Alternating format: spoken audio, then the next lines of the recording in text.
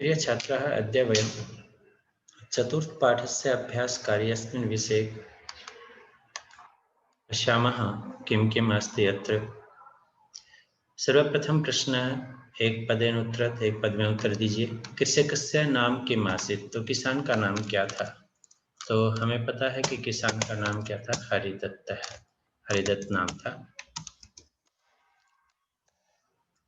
हरिदत्त कस्य उपरि स्थितम् एकं सर्पम् अपश्यत्? तो एक वॉल थी, वॉल का मतलब वाल्मीकि यानी मिट्टी की एक दीवार जिसको हम बोलते हैं, तो उसी के बारे में बताया गया। तो वाल्मीकस्य, इसके वाल्मीकि का नाम भी इसी वाल्मीकि के कारण ही पड़ा था, क्योंकि वो उनके ऊपर भी इस प्रकार दीमक ने मिट्टी की दीवार चढ़ा दी थी। हरिदत्त गृहात् किम आनयत्? हरिदत्त घर से क्या लाया?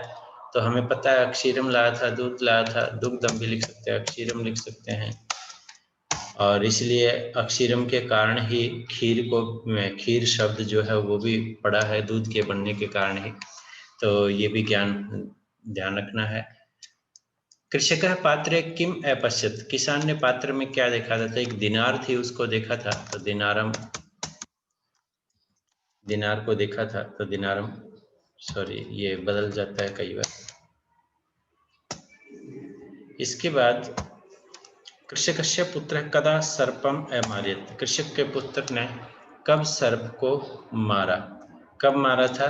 जब वो अक्षीर दान कर रहा था, तब अक्षीर दान समय, उस समय मारा था। कह लोभ वशात स्वयमेव नष्ट है भवत? कौन लोभ के वश में स्वयं ही नष्ट हो गया? तो किसान का पुत्र था। तो यहाँ पर लिख सकते हैं हरिदत्तस्य पुत्र है या कृषकस्य पुत्र है, दोनों ही उत्तर ठीक है।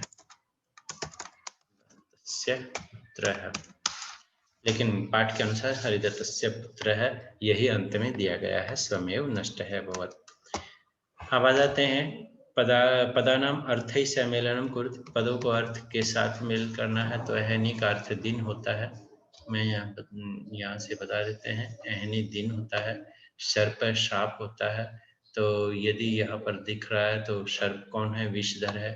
दृष्टवा माने विलोक के या देख कर होता है। इसके बाद चिंतित्वा विचार कर होता है, विचार करके। अक्षीर दुग्ध होता है। तो मैंने वह कहा था कि आप दुग्धम भी लिख सकते हो अक्षीरम की जगह पर। अधोलिखितानि कथनानि शुद्धानि अशुद्धानि वाली कथ, यहाँ शुद्ध या अशुद्ध लिखना है, कौन सा सही है कौन सा गलत है। तो हमें कहानी याद है तो कोई बड़ी बात नहीं, मैं क्रॉस लगा देता हूँ, आप शुद्ध और अशुद्ध जो है यहाँ पर लिखेंगे, शुद्धम अशुद्धम। तो इस प्रकार आपको लिखना है। हरिदत्त है कृषि कार्यम न करोति समय, नहीं करता था। तो इसका मतलब क्या है? ये वाक्य अशुद्ध है। मैं यहाँ शॉर्ट में लिख देता हूँ, अशुद्ध है लिख दिया है। इसके बाद कृषक है वाल्मीकि से ऊपरी एकम सर्पम अपश्यत्, बिल्कुल देखा था उसने एक सर्प को। तो ये क्या है? शुद्ध है।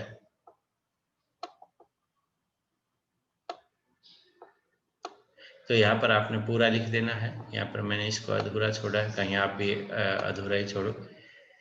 हरिदत्त है पात्र जलम आनियत, हरिदत्त पात्र में जल लाया था, नहीं बिल्कुल भी नहीं लाया था। तो ये भी अशुद्ध है। मैं यहाँ क्रॉस लगा देता हूँ, आप अशुद्ध लिख देना। कृषक है तम दिनारम न स्वीकृता, नहीं कृषक ने उस दिनार को स्वीकृत किया था। तो इसका मतलब ये गलत है। कदाचित हरिदत्त है विदेशम अगच्छत, विदेश नहीं गया था, गांव में ही गया था, ग्रामांतर। तो इसका मतलब ये भी क्या है? गलत है, अशुद्ध है। हरिदत्तस्य पुत्रः लोभ वशात स्वयमेव नष्ट है भवत, बिल्कुल लोभ के वश में ही नष्ट हुआ था। तो ये शुद्ध है, यानी ये दो ही शुद्ध है, बाकी सब क्या है? अशुद्ध है। तो आप अशुद्धम अशुद्धम जो है इनके आगे लिखना है, लिख सकते हैं, नहीं लिखना है। इसके बाद आता है अधोलिखित पदानाम प्रकृति प्रत्यय च पृथक पृथक कृत्वा लिखत, प्रकृति प्रत्यय को अलग करके लिखिए। तो जिसमें त्वा है उसमें क्या है? तो वो सारे के सारे कत्वा प्रत्यय के हैं। प्रकृति यानी शब्द क्या है और उसके आगे प्रत्यय क्या है। तो यहाँ पर जो है पेज पे लिख देता हूँ मैं, कै का। तो यहाँ पर प्रकृति है, क्या है? चिंत धातु है, और जिसमें जिसका प्रत्यय है कत्वा, कत्वा प्रत्यय। और इन सब में कत्वा प्रत्यय है। बस इसमें धातु धातु देखनी है। स्थाप में तिष्ठ धातु है, तिष्ठ धातु होती है, ये चिंत होती है, हलंत आएगा ये ध्यान रखना इसमें। चिंत धातु होती है, तिष्ठ धातु होती है। यहाँ पर भी प्रत्यय यही है, अथवा प्रत्यय ही है। इसके बाद आते हैं आरभ्य, यहाँ पर प्रत्यय बदल जाता है।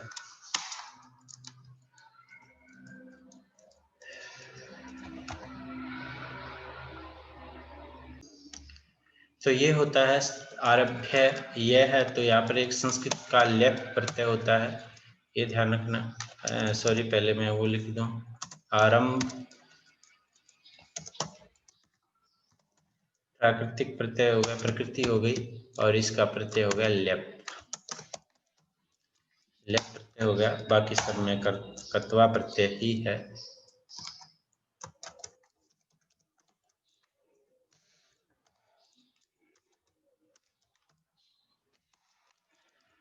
दृष्टवा, दृश्य धातु,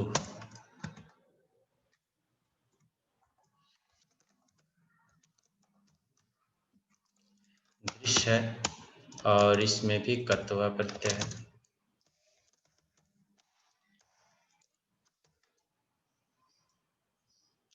सॉरी, दत्वा है, यहाँ पर दत्त धातु है, ये नीचे आ जाएगा दृश्य, मैंने नीचे देख लिया था।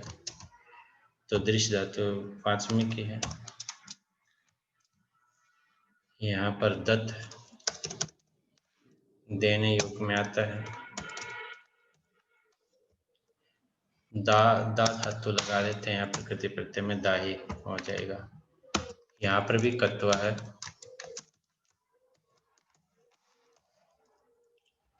के बाद चे आ गया, मारित्वा, यहाँ पर भी हन धातु है वैसे, मारना, और यहाँ पर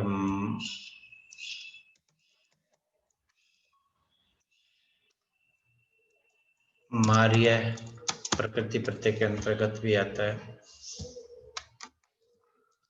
हन धातु में ही आता है ये, और यहाँ पर भी कत्वा प्रत्यय है। तो ये प्रत्यय और प्रकृति इन शब्दों की थी। अब आ जाते हैं नेक्स्ट में, क्वेश्चन नंबर 5 में।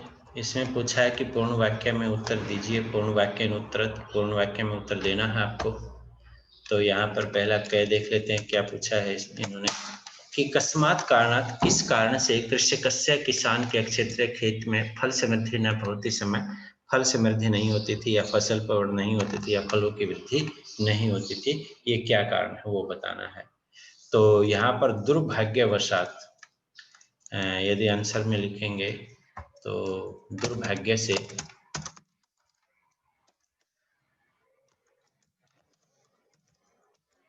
वशात तस्य क्षेत्रे या कृषकस्य क्षेत्रे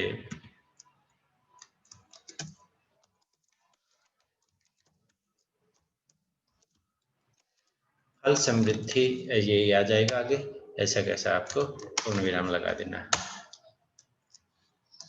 है। वाल्मीकस्य समीपम आगत्य कृषकः किम अकथयत्, उस वाल्मीकि के समीप आकर कृषक ने, किसान ने क्या कहा। किसान ने कहा था कि हे क्षेत्रपाल, मैं, आप यही हैं, मैं आपकी पूजा नहीं करता, इसलिए आप इसमें देख लेते हैं, यहाँ पर पाठ में दे रखा है। तो क्या कहा था,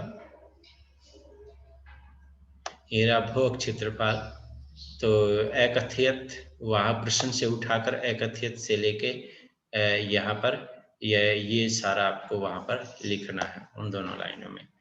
ये है आपका दूसरे क्वेश्चन का जो आंसर बनता है, यहाँ से उठाना है आपको। अब आ जाते हैं,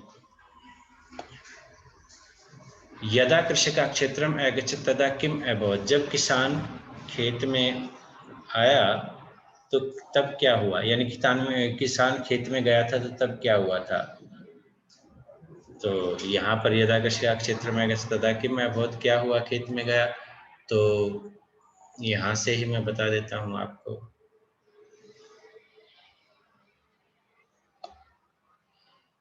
यदा कृषका क्षेत्र में अगच्छत् तदा पात्रे एकम दिनारम अपश्यत्, जब किसान खेत में गया तब उसने बर्तन में एक दिनार को देखा। ये क्वेश्चन जो है आपको, ये आंसर जो है आपको वहां पर फीड करना है। अब आ जाते हैं नेक्स्ट में। दिनारम दृष्ट्वा कृषकस्य पुत्रः किम अचिंत्यत। दिनार को देखकर किसान के पुत्र ने क्या सोचा। तो वही बता देता हूँ कि क्या सोचा था।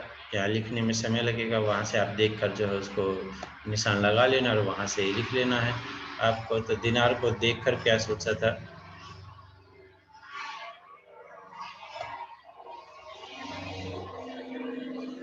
प्रश्न ध्यान दे लेते हैं दोबारा से, क्या पूछा गया है। किसान के पुत्र ने क्या सोचा था दिनार को देखकर। तो दिनार को देखकर किसान के पुत्र ने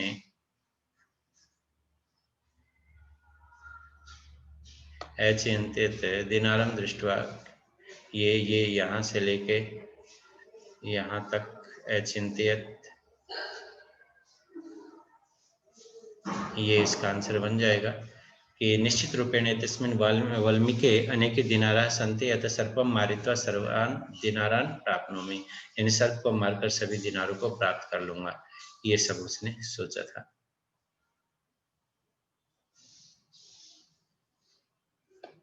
सर्पः रोषेण किम अकरोत्। सर्प ने क्रोध में क्या किया। तमेव दंष्टवान, उसको डस लिया था। तो ये रोषेण किम अकरोत्, तो ये आपका लास्ट लाइन में है। सर्पः रोषेण तमेव, यानी उसको एक अरिदत्त के पुत्र को जो है डस लिया था। तो ये उसका आंसर जो है बन जाएगा। ये थे हमारे पूर्ण वाक्य में उत्तर, जो मैंने पाठ में ही बता दिए हैं। आपने कहाँ से जो है इसको देखना है, क्योंकि उस वहां से समझ में भी आ जाएगा आपको।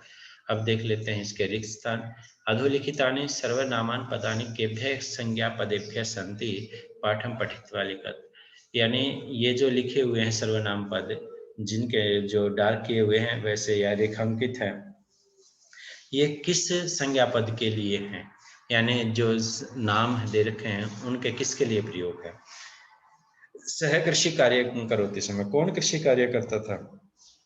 हरिदत्त करता था, तो ये क्या है, हरिदत्त के लिए है। एषः सर्पः मम क्षेत्रपाल है स्यात्। यह किसके लिए है, सर्प के लिए है ऐसा शब्द या पुत्र के लिए है। तो क्षेत्रपाल कौन था, सर्प ही था, तो सर्प के लिए ही है। अहम एतम पूजिष्यामि, मैं इसकी पूजा करूंगा। तो एतम शब्द किसके लिए प्रयोग हुआ है, इसका किसके लिए प्रयोग हुआ है, सर्प के लिए प्रयोग हुआ है। फिर भो अक्षेत्रपाल है, भवान अत्रैव अस्ति। भवान शब्द आप यही हो, तो आप कौन, सर्प ही है, तो सर्प के लिए ही प्रयोग हुआ है। अक्षरदान समय सह दंडेन सर्पम में मारियत। अक्षरदान के समय में वह उसने दंड से सर्प को मार दिया। तो किसने मार दिया, पुत्र ने मारा था। तो सभी क्या है, पहले ही है, यानी दूसरा कोई भी इसमें नहीं है। रेखांकित पदानि आधृत्य प्रश्न निर्माण करो। रेखांकित पद को के आधार पर प्रश्न निर्माण बनाइए। वैसे आगे लिख ही रखा है। कृषक है अक्षेत्र में अग्रसत, कहाँ गया था, तो पुत्र आ जाएगा। दुर्भाग्यवशात तस्य क्षेत्रफल समृद्धि न भवति, तो कस्मात किस कारण से, तो कस्मात आएगा। कृषक है अक्षेत्रपालस्य, तो अस्य से ही पता लग जाता है कस्य आएगा। पुत्र क्षीरम स्थापित्वा गृहम आगच्छत, पुत्र कहाँ गया, चला गया, तो पुत्र। सर्पः रोषेण कह रोषेण तमेव दृष्टवान, तो यहाँ पर आएगा कह, तो ये आ जाएगा इनके रिक्त स्थान। उदाहरण अनुसारेण पद निर्माणम कुरुत, उदाहरण के अनुसार पद निर्माण कीजिए।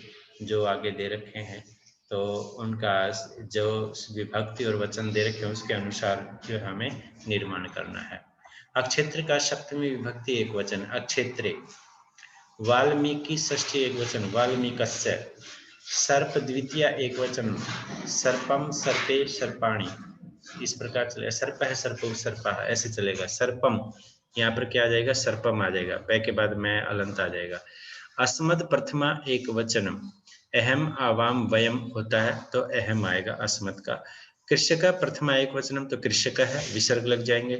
दिनार द्वितीय एक वचनम, यदि दिनार है दिनारव दिनारह ऐसे चलेंगे, तो द्वितीय बहुवचन दिनारान, दीनारा न हलंत आ जाएगा। दंड तृतीया एक वचनम दंडेन, तो दंड है इस प्रकार चलता है, तो दंड है दंडो दंडा दंडम दंडो दंडान दंडेन दंडाभ्याम, इस प्रकार चलता है, तो दंडेन तृतीया एक वचन। एतत् षष्ठी एक वचनम, एतत् षष्ठी एक वचनम, तो एतत् एतेतानि इस प्रकार चलते हैं, तो अस्य में आएगा षष्ठी एक वचन अस्य, इसका। इसके बाद उदाहरण अनुसार पद रचना को, तो उदाहरण के अनुसार पद रचना कीजिए। पद रचना का मतलब ये जो है सारे हमें लंग लकार में भूतकाल में लिखने हैं। भवति समय तो अभवत, पश्यति समय अपश्यत, चिंतयति समय अचिंतयत, आनयति समय आनियत, आनयति समय अनयत, तो इस प्रकार आएगा अनयत, सॉरी अनयत, आनयति अनयत, कथयति अकथयत, करोमि अकुरुत, मारयन्ति अमारयत, वदतः समय द्विवचन का है, अवदत अवदताम, यहाँ पर क्या आएगा अवदताम आएगा। और मारयन्ति यहाँ पर मारयति अमारयत अमारयताम अमारयन आएगा। तो ये आएगा, मैं एक बार लिख कर भी बता दूं आपको, कहीं कंफ्यूज ना हो जाएगा। भवति का समय का अभवत, अभवत, पश्यति अपश्यत,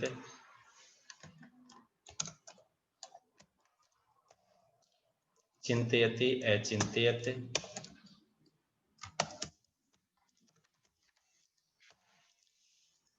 आनयति अनियत, इसके बाद नेक्स्ट कथयति, ख, मैं उनके सामने ही लिख देता हूँ, कथयति अकथयत,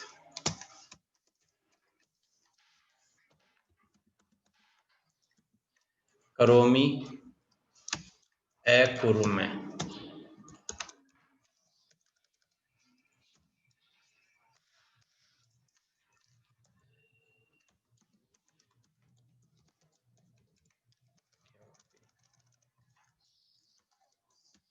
अकुर्म।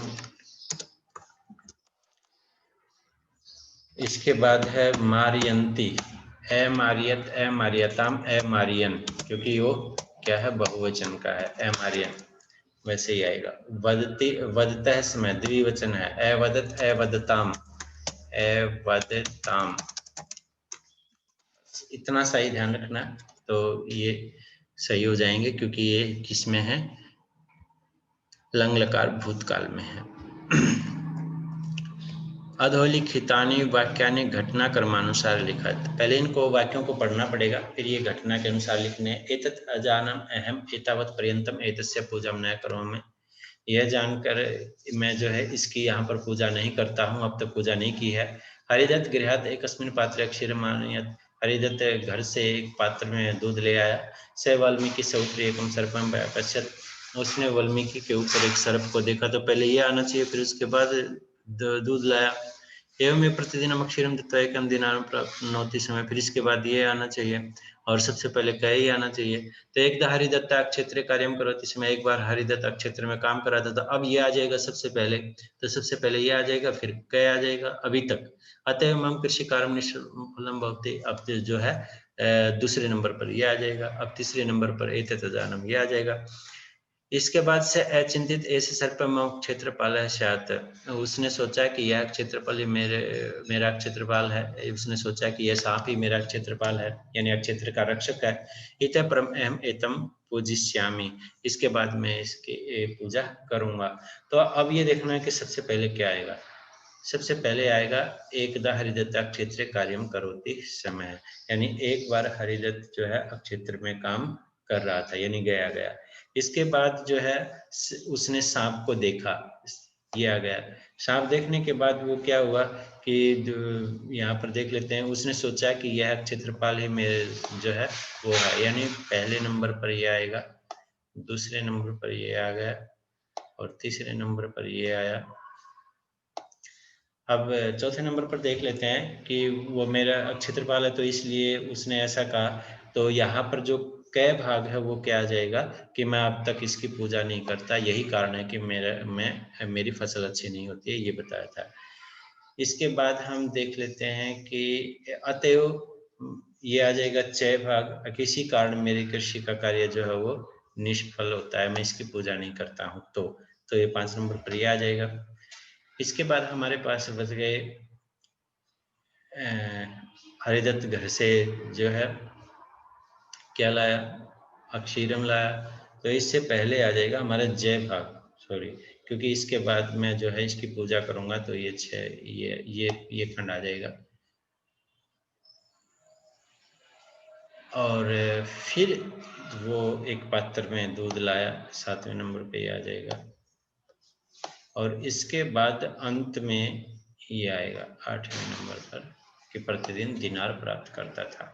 तो ये इसका क्रम रहेगा, अर्थात इनको पहले नंबर वाले को यानी अंगय भाग को पहले लिखेंगे, फिर गय भाग को दूसरे नंबर पर लिखेंगे, फिर इसके बाद क्षय भाग को तीसरे नंबर पर लिखेंगे। तो इनका क्रम इस प्रकार इनमें लिखना है, यानी जैसे मैंने क्रम अभी बता दिया है।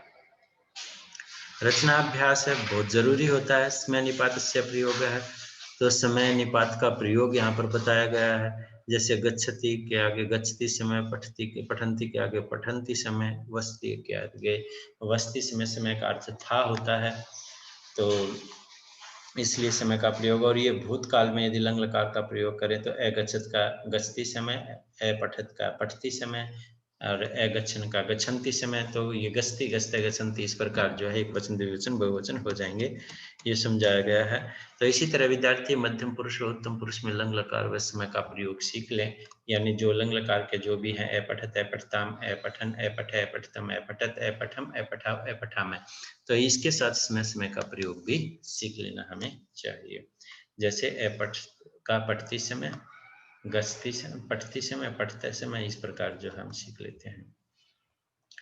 तो आज इस अभ्यास कार्य को याद कीजिए और इसको जो है आप अच्छे प्रकार से भर लीजिए अपने बुक में। ओके।